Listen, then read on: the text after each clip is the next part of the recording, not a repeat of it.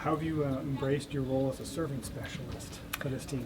I'm super excited about it. I've never been a serving specialist before, but I think it's super interesting because on this team there's a lot of competitive roles, and for a serving specialist to be a competitive role I think is really cool, and that's what makes our team special. So. John said, you've been working on your serving. Last year, a few mistakes piled up. What have you done to improve, to put yourself in this position? I actually kind of changed my serve. It's like different footwork, different arm work, so it's completely new, I would say, but I mean a serve's still a serve. But I also think just working on like the mental aspects of serving is super important because it's just you and the ball, so you can get in your head a little bit about that. So just changing up the routine and also changing up like technically what I'm doing. As a setter yourself, what have you seen from Bergen Riley just coming in as a freshman and what she's been able to accomplish so far? Yeah, I think Berg is a super special setter because, first of all, her hands are great and she's super great technically, but she's also so composed, especially for being a freshman. I think it's really easy to get caught up in leading an offense and just trying to lead the team in general, as a setter has to do. I think that Bergen is very integral to how our team keeps their cool, especially in tough moments. So I think that's super powerful, and yeah, she's really talented. How do you feel stepping back on the floor for that home game last week? I was really excited. Felt like a deer in the headlights for the first serve a little bit, but yeah, it felt good. Did you have to readjust to just the atmosphere in Devaney?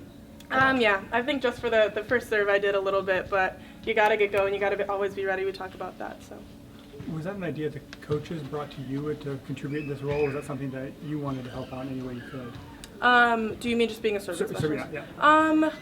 Not exactly. I think it's more just practicing and getting good at it. Coach talks about how important serving and passing is all the time, so you can't really let up on serving. I don't pass, so I really got to hone in on serving and just doing the basics right.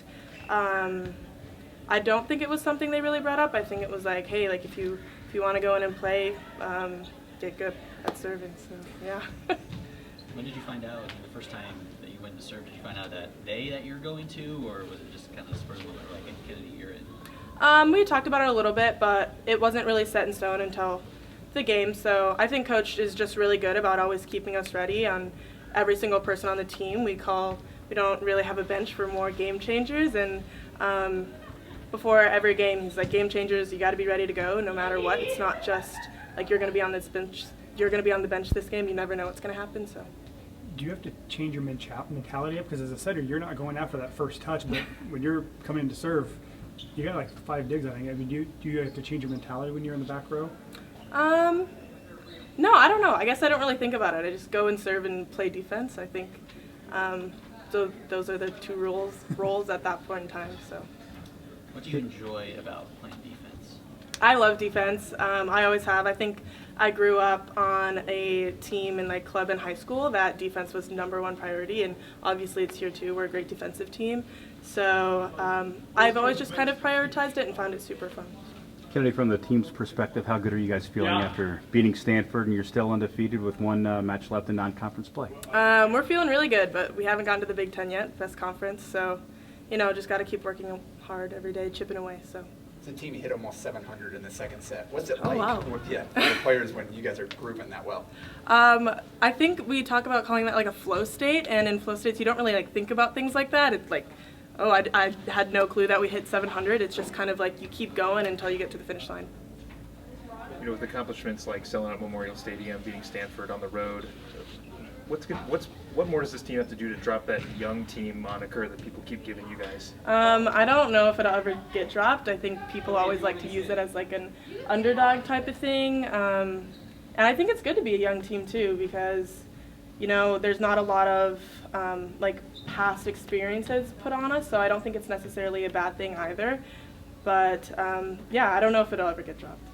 During the preseason, you guys talked a lot about just embracing being young and not having as much expectations. Do you feel like you guys been playing like that, just free without those expectations? I completely think so. I think this team does a really good job at staying in the moment and completing the task at hand and what's given to us. We don't really talk about being young or our ages, and I don't think anyone really feels that way either. So it's less of not trying to think about it and more of just we don't think about it at all, if that makes sense. you ever been on the receiving end of a Becca Alec psych session? Or Say that again? Have you ever been on the receiving end of a Becca Alec kind of pump-up session? Oh, always. She gets everyone pumped up. I think it's a really good thing. During red white, even like in the huddles, she'll say some fun stuff to pump you up. Yeah, I don't know. Becca's crazy, but in the best way possible.